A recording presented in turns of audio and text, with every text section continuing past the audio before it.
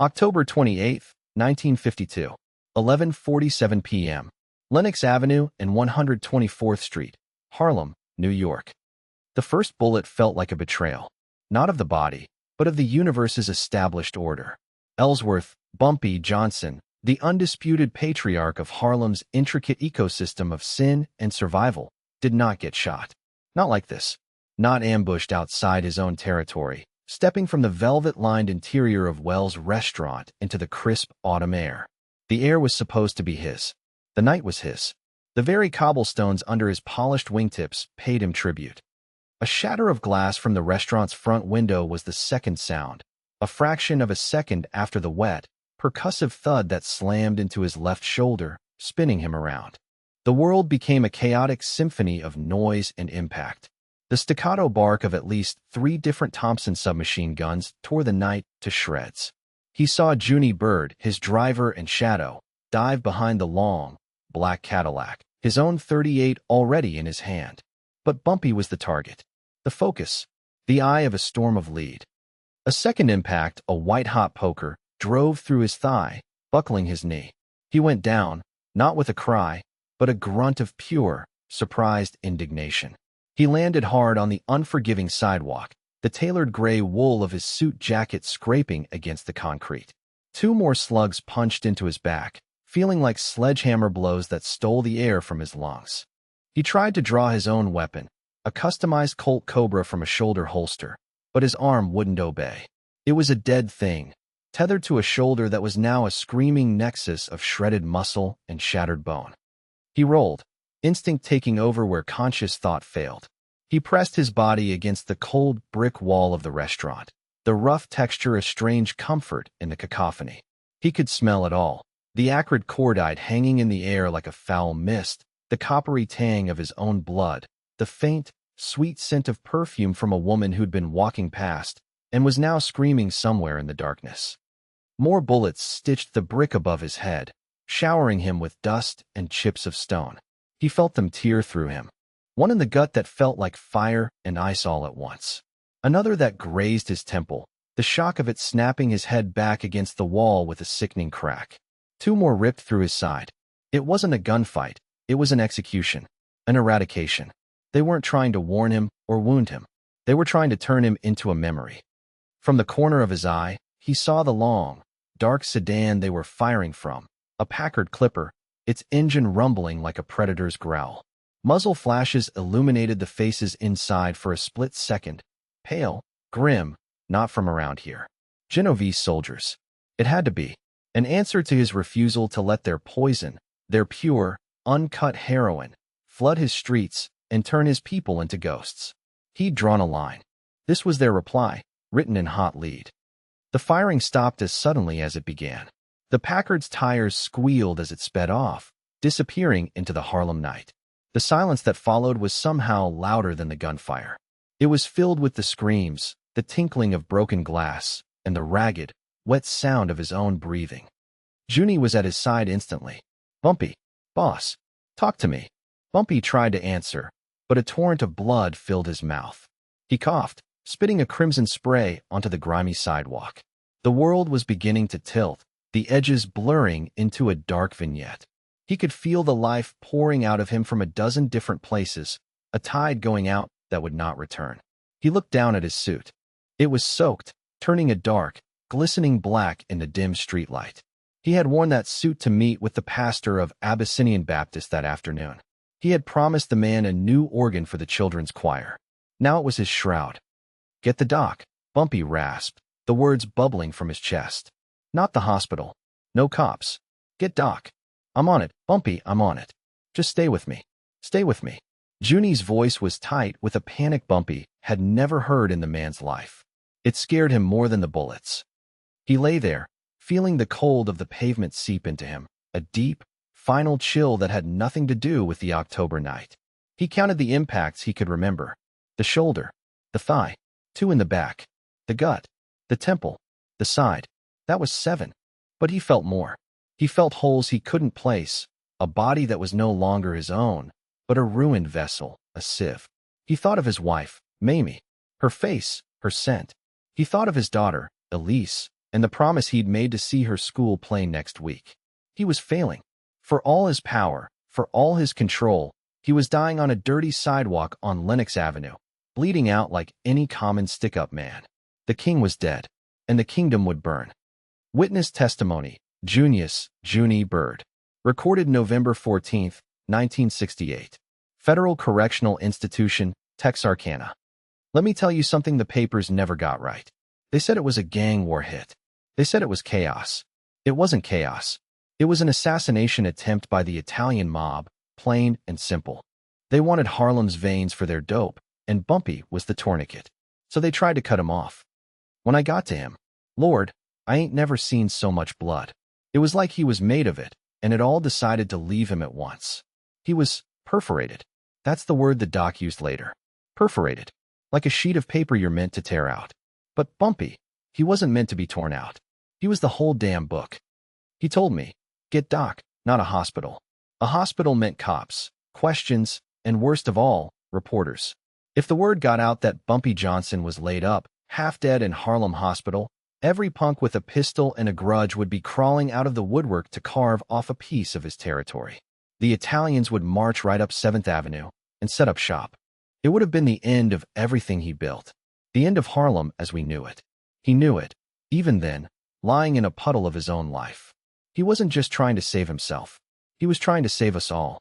And he had maybe minutes to do it.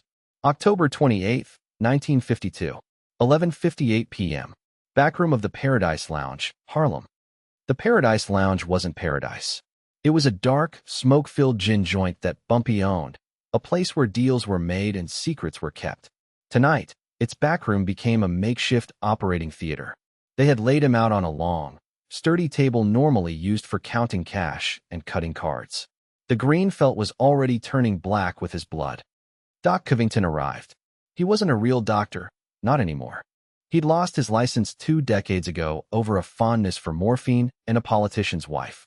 But in Harlem, he was a legend, a butcher with the hands of a surgeon who could patch up any wound the law wasn't supposed to see. He was old now, his hands trembling slightly until he had a scalpel in them. God almighty, Bumpy, Doc Covington whispered, his voice raspy from a lifetime of cheap whiskey and cheaper cigars. He was cutting away the ruined suit jacket with a pair of shears. What in God's name did you walk into? Business disagreement. Bumpy grunted, his voice a faint whisper. He was drifting, floating in and out of a gray, painless fog. He could hear the sounds around him. Junie barking orders, the clink of metal instruments being boiled in a large pot on a hot plate, the frantic, hushed voices of his men standing guard outside, but they seemed very far away. Disagreement? They disagreed with you 18 times, the doc said, his fingers probing gently, then with more force. Bumpy didn't flinch. He couldn't. His body was a distant colony he was losing communication with. The doc worked under the bare, swinging light of a single bulb. There was no anesthetic, only a bottle of top-shelf whiskey that Junie held to Bumpy's lips. Bumpy shook his head. He needed his mind clear. This was a test. A crucible. He would endure it raw. The first incision was a clean, sharp line of agony that cut through the fog and brought him crashing back into his body. He gritted his teeth, the muscles in his jaw bunching into knots. He would not scream. The men outside could not hear him scream. The walls could not hear him scream. The world could not hear him scream. A king does not scream. One by one, the doc went to work, fishing out slugs of mangled lead. Each one was a fresh violation, a new world of pain. He dug into the mess of Bumpy's shoulder, pulling out 2 slugs that had torn through the rotator cuff. He probed the deep wound in his thigh, narrowly missing the femoral artery.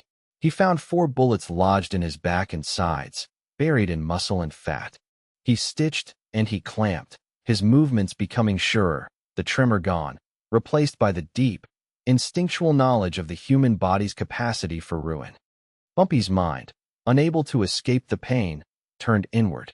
He saw the faces of the men who worked for him, the women who ran the numbers, the children who played on the streets he kept safe from the worst of the world. He wasn't a good man. He knew that. He was a gambler, a racketeer, a purveyor of vice. But he was a necessary man. He was the wall that kept the wolves out. And now the wolves had breached the wall. He thought he was dying. On that table, Under that single, naked bulb, he felt a cold dread that was worse than any pain. It was the dread of failure. The dread of leaving his family, both blood and business, unprotected. He saw Mamie's face again, her disappointment the one thing in the world that could truly wound him. He prayed. Bumpy Johnson, who had not spoken to God in 30 years, prayed. He didn't ask for his life. He asked for time. Just a few more hours. Enough time to put the wall back up. How many? Bumpy forced the words out through clenched teeth. That's 7 out, the doc said, wiping sweat from his brow with the back of a bloody glove. But there's more. At least 10, maybe 11 more still in you. They're all over. Most are through and throughs, praise be. The holes are the problem. You're leaking like a busted pipe, Bumpy. I can plug the worst of M, but some of these, they're too deep. One's near your kidney. Another one nicked a lung. I can't do that kind of work here. You need a hospital. No hospital, Bumpy said. The words were iron. Just patch me. Stop the bleeding. It was a death sentence. They both knew it. But it was a death sentence on his own terms. October 29, 1952, 12:45 a.m. Outside the Paradise Lounge. 2 FBI agents, Miller and Russo, sat in an unmarked Ford sedan across the street, nursing cold cups of coffee.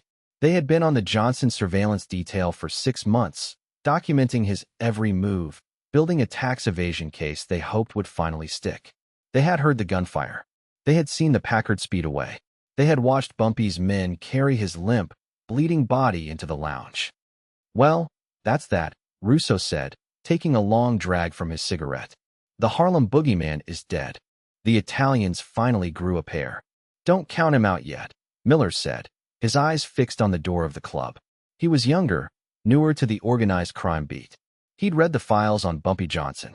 The man was more myth than mortal. The file says he survived a dozen attempts on his life. This is just another Tuesday for him. Tuesday? Miller, we counted over 50 shots. Nobody walks away from that. He's bleeding out on a poker table right now. By sunrise, this whole neighborhood is going to be a war zone. Our job just got a lot more complicated. Russo was already thinking about the paperwork. The jurisdictional pissing matches with the NYPD. The power vacuum. Inside, Junie Bird was pacing like a caged animal. He had sent men out. Not for revenge. Not yet. For information. He needed to know the state of the board. Who was moving? Who was talking? Who was celebrating? The first reports came back, and they were grim. Word was spreading like wildfire. Bumpy's dead. Bumpy's been hit. It's over. Whispers were already starting. Men loyal to him were hunkering down, unsure. Men who feared him were smelling opportunity. The Italians from downtown were marshaling their forces, ready to cross the border at 110th Street and claim their prize.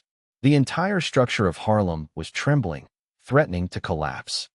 A runner came in, breathless, holding a copy of the early Bulldog edition of the Daily News. The headline was already on the street: Harlem Kingpin Gunned Down. The story was thin on details, but heavy on speculation. It pronounced him dead or dying. It was a false alarm that was dangerously close to becoming a self-fulfilling prophecy. Junie took the paper into the backroom. Bumpy was conscious, barely. His skin was pale and clammy. The doc was packing the last of the surface wounds with gauze. He'd given him 2 pints of whole blood from a walking blood bank, one of Bumpy's own enforcers who happened to share his blood type. But it wasn't enough. They think I'm dead, Junie. Bumpy's voice was a ghost. Junie hesitated, then folded the paper and put it away. They're confused, boss. They don't know what to think. Bumpy saw the lie in his friend's eyes. He knew. The news was out. The perception was reality. And the reality was that his empire was crumbling with every minute he lay on this table. What time is it? He asked. Almost 1 in the morning. The hit was before midnight. Yeah, boss. About 11:45 An hour and a half. An hour and a half of bleeding, of surgery, of hovering on the brink. An hour and a half for his world to start unraveling. He had maybe another hour, maybe 2, before it was gone for good. Give me my suit, Bumpy ordered. The doc scoffed. Get you your suit? Bumpy, you can't move. You've got 18 holes in you. I counted. 12 through and through, 6 slugs I pulled out. You've lost half the blood in your body. If you stand up, you'll die. Right here. Bumpy turned his head, his eyes locking onto the terrified gaze of the old doctor. The cold, reptilian focus in them made the doc take a step back. It was the look that had made Bumpy a king. A look that promised consequences. I said. Bumpy repeated, his voice dangerously low, "Get me my suit. The blue one. With the vest." October 29th, 1952. 1:47 a.m. Backroom of the Paradise Lounge. This was the extraction. Not from a building, but from the grave. Getting Bumpy Johnson from a horizontal position on a blood-soaked card table to a vertical one inside a tailored wool suit was the most difficult, high-stakes operation Junie Bird had ever been a part of. Every movement was a fresh torment. As Junie and another man, a giant named Tiny, lifted him, a low, guttural moan escaped Bumpy's lips. It was the sound of a soul being torn from its moorings. His legs wouldn't hold. His body was a dead weight, puppet by the will of others. The fresh stitches in his back, shoulder, and side pulled and screamed. Dark, wet patches began to bloom on the clean white bandages the doc had wrapped tightly around his torso and limbs. "This is suicide," the doc muttered, packing a medical bag with morphine, adrenaline, and extra bandages. "You're walking your own corpse out that door." "Then I'll be the best-dressed corpse in Harlem," Bumpy rasped, his head slumped against Tiny's shoulder. They got the trousers on him, a slow, agonizing process. Then the shirt. Junie had to cut the back of it with a razor so they could slide it over the thick bandages on his shoulder and torso. As they eased the vest over him, Bumpy's eyes rolled back in his head, and his body went limp. "He's out," Junie yelled. The doc rushed forward, broke an ammonia capsule under Bumpy's nose. Bumpy's head snapped up with a violent cough, his eyes wild and unfocused for a second before clarity returned. The pain that came with consciousness was so immense, so total, that for a moment he wished he had stayed in the blackness. "No more of that," Bumpy commanded, his voice shaking. He pushed himself away from Tiny, trying to stand on his own. His legs trembled violently, like a newborn foal's. He leaned heavily on the table, his knuckles white. Sweat poured down his face, mingling with the blood from the graze on his temple. In the mirror hanging on the opposite wall, he saw a ghost. A pale, haggard man in a fine suit, his eyes sunken into dark pits of pain. He looked like death. This wouldn't work. "Junie," he said, his breath coming in ragged pants. "Give me a drink." Junie poured a tumbler of brandy. Bumpy downed it in one go, the fiery liquid a jolt to his system. He took a deep breath, steeling himself. He straightened his back, an act that sent blinding, white-hot signals of agony from every one of his 18 wounds. He ignored them. He forced them into a small, locked box in the back of his mind. He buttoned his vest. He took the suit jacket from Junie and, with a pained, slow grace, slid it on.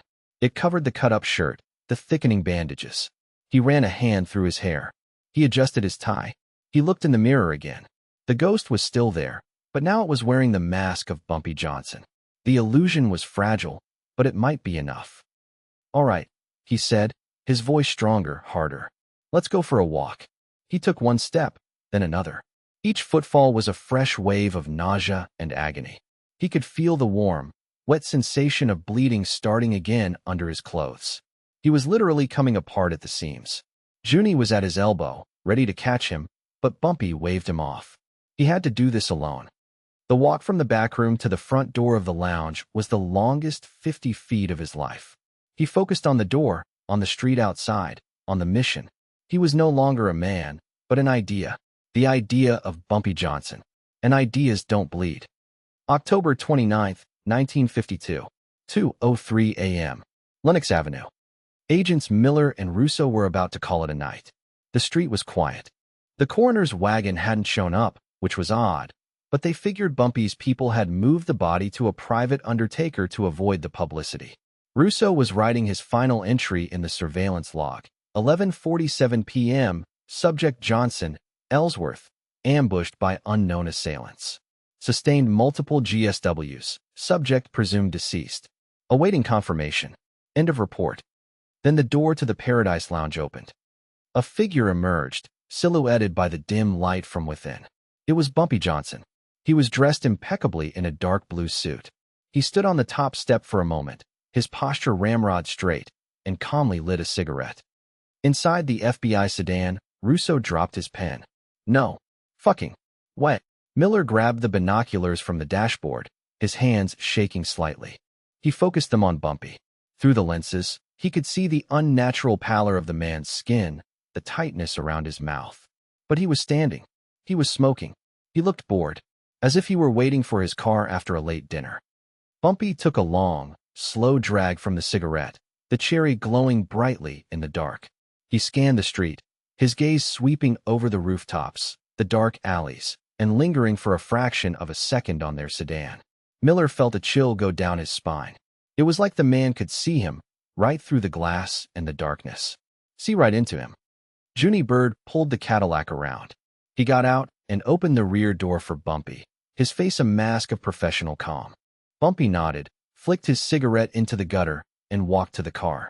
His gait was measured, deliberate, not the stride of a man who had just had 18 holes punched through him. He moved like a king surveying his domain. He got into the back of the car. The door closed with a solid, final thud. The Cadillac pulled away from the curb and drove slowly, majestically, down Lenox Avenue. Russo finally found his voice. It was a hoarse whisper. What the hell did we just see? Miller lowered the binoculars, his mind reeling. He knew what they saw. They saw a ghost. A man who should be dead. A man who medically had to be dead, had just gotten up, put on a suit, and gone about his business. It wasn't humanly possible. The stories, the myths he'd read in the file, they were true. Bumpy Johnson wasn't just a man. He was a force of nature. Get on the horn to Hoover's office, Miller said, his voice trembling with a mixture of fear and awe. Tell them the situation in Harlem is under control. Tell them Bumpy Johnson is fine. He paused, trying to find the right words to convey the sheer impossibility of what he had just witnessed. And tell them we have a problem. A big one. This man isn't playing by the same rules as the rest of us. He's not afraid of dying. He might not even be capable of it. That night, Bumpy Johnson didn't just save his empire. He cemented his legend. He had been shot 18 times. And 2 hours later, he scared the FBI stiff simply by going for a drive. What they didn't see was the moment the Cadillac turned the corner, the moment he was out of sight. They didn't see him collapse onto the leather seat, the facade instantly crumbling. They didn't see the blood that was already soaking through his suit, staining the expensive upholstery. They didn't see the agony that contorted his face as Junie raced to a safe house where the doc was waiting. They saw the illusion. And in a world built on fear and reputation, the illusion was all that mattered. October 29th to November 1st, 1952. Safe house apartment, Sugar Hill. The 3 days that followed were a private hell, a withdrawal from the brink of death that was more agonizing than the wounds themselves.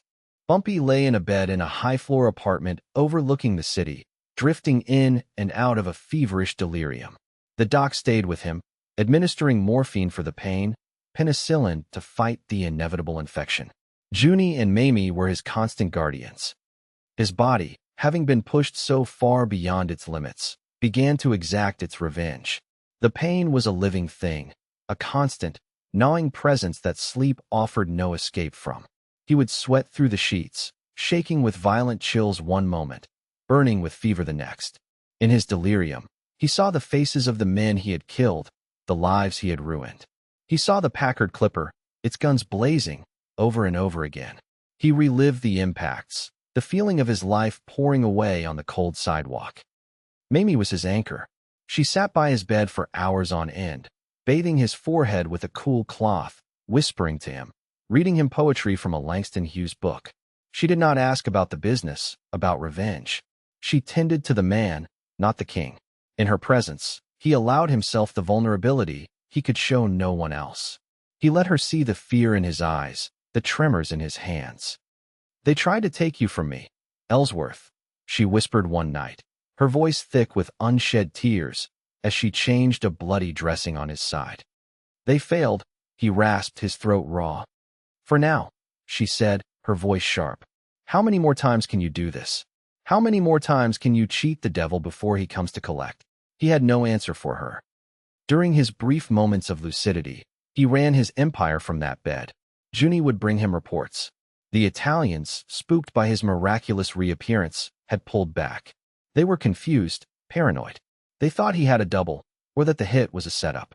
The story of his 2-hour resurrection was spreading through the underworld like gospel.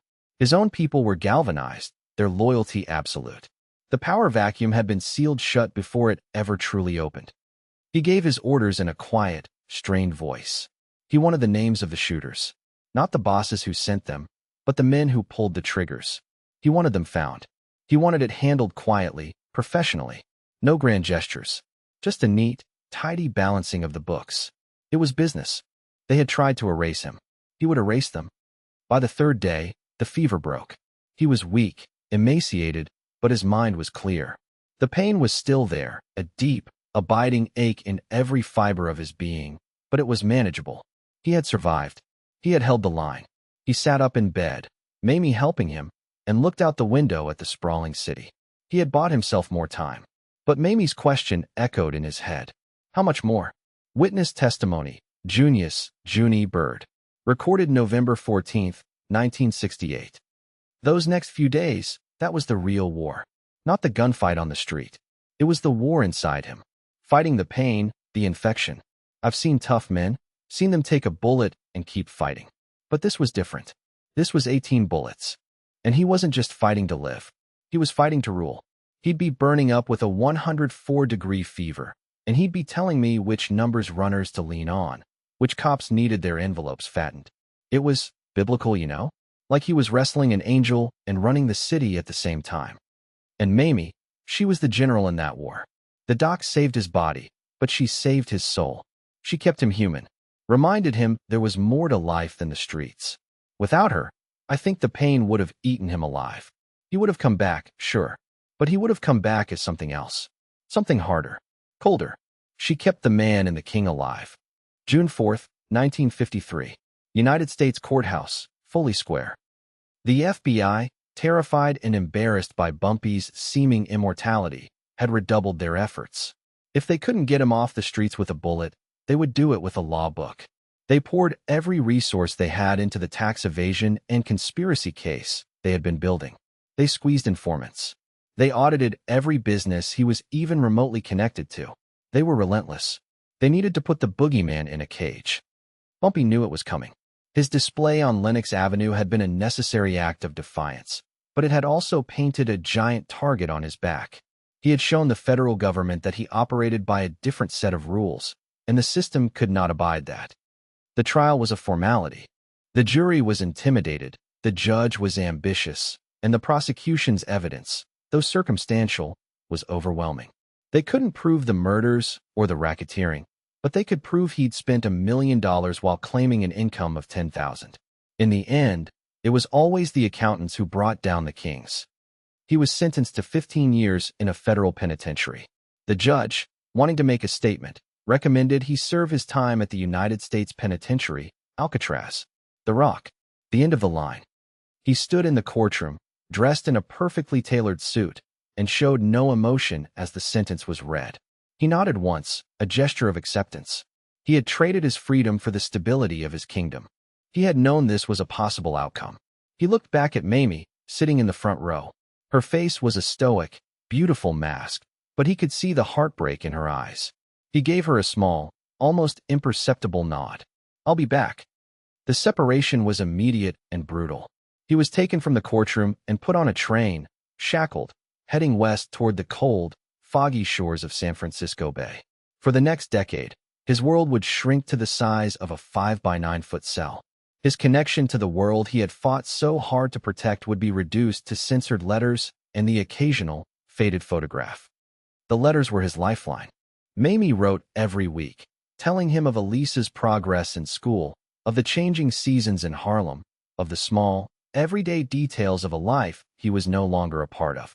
He would read her letters over and over in his cell, the sound of the waves crashing against the rocks outside his only companion. He could smell the perfume on the paper, could hear her voice in the elegant script. He wrote back, his letters carefully worded to pass the censors. He offered advice, encouragement. He sent Elise drawings and poems.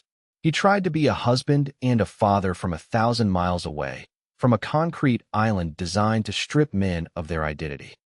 Through Junie, who took over the day-to-day operations, he received coded messages about the state of his business.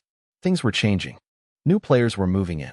The heroin epidemic he had fought so hard to prevent was beginning to take root, the Italians finding new, more pliable distributors. Without his physical presence on the street, the wall he had built was beginning to crack. He was a king in exile, reading dispatches about the slow, inexorable decline of his kingdom. He worked in the prison laundry, his body still aching from the 18 wounds that had never fully healed.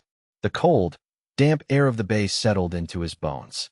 He read books, philosophy, history, poetry. He played chess, becoming the undisputed champion of the prison yard. He was patient. He was disciplined. He was serving his time, but he was not letting the time serve him. He was waiting. He kept the faded photograph of Mamie and Elise on the small shelf in his cell. In it, Elise was a little girl with bright eyes and a missing front tooth. With each new photo that arrived, he watched her grow up. He saw her in a communion dress, a graduation gown, a prom dress. He was missing it all. This was his true punishment. Not the cell, not the bars, not the cold, but the lost time. The moments with his family he could never get back. The price of being a king was a lonely throne. August 13, 1963. Alcatraz Ferry Terminal, San Francisco. After 10 years, 2 months, and 7 days, Ellsworth, Bumpy Johnson was a free man. He had been a model prisoner, his sentence reduced for good behavior. He walked off the ferry and onto the pier, a man in his late 50s, thinner, grayer, with the deep, impenetrable calm of a man who has spent a decade in forced contemplation. He wore a cheap, prison-issue suit that hung loosely on his frame. Junie Bird was there to meet him. He was older, too, his face more lined, but his eyes held the same unwavering loyalty. They didn't embrace. They simply shook hands, a long, firm grip that said everything that needed to be said. "Welcome back, boss," Junie said, his voice thick with emotion. "It's good to be back, Junie," Bumpy said, his voice a little rough from disuse. He looked across the bay at the island prison, now shrouded in its customary fog. "Let's go home." The drive back to New York was long and silent for the most part. Junie filled him in on the state of things. Harlem was a different place. The numbers game was still there, but it was smaller, overshadowed by the drug trade. Heroin was everywhere. The streets were meaner, more desperate. Many of his old crew were dead, in prison, or had simply faded away. He was returning to a kingdom he no longer recognized. "Did we lose Junie?" Bumpy asked quietly, watching the country fly by. "We held on," Junie replied. "But the tide's been rising for 10 years, Bumpy. It's hard to hold back the ocean." August 15, 1963. 7:30 p.m. Brownstone on Strivers Row, Harlem. The Cadillac pulled up to the familiar brownstone. Bumpy's home. He hadn't seen it in over a decade. He got out of the car and just stood on the sidewalk for a moment, looking up at the windows. He was more nervous than he had been on the night he was shot, more nervous than he had been at his own sentencing. Junie handed him a suitcase. "Your things, boss. Mamie had them cleaned and pressed for you." Inside was one of his old, custom-tailored suits. He walked up the steps, his heart pounding in his chest. He used his old key. It still worked. The door swung open into the quiet, familiar dimness of the foyer. It smelled the same, of lemon polish and Mamie's perfume. She was standing at the far end of the hall, by the entrance to the parlor. She was just as beautiful as he remembered, though there were fine lines around her eyes that hadn't been there before. They stood there for a long moment, separated by 10 years of loss and longing. Then she smiled, a small, sad, beautiful smile. "Welcome home, Ellsworth."